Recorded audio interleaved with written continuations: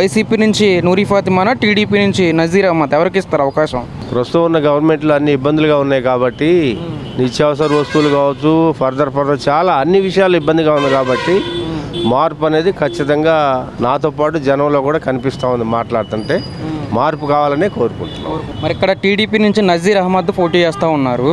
మరి అతను ఇప్పుడున్నటువంటి పోటీలో ఎన్ని ఓట్లతో ఈసారి గెలుపొందే అవకాశం ఉందంటారు?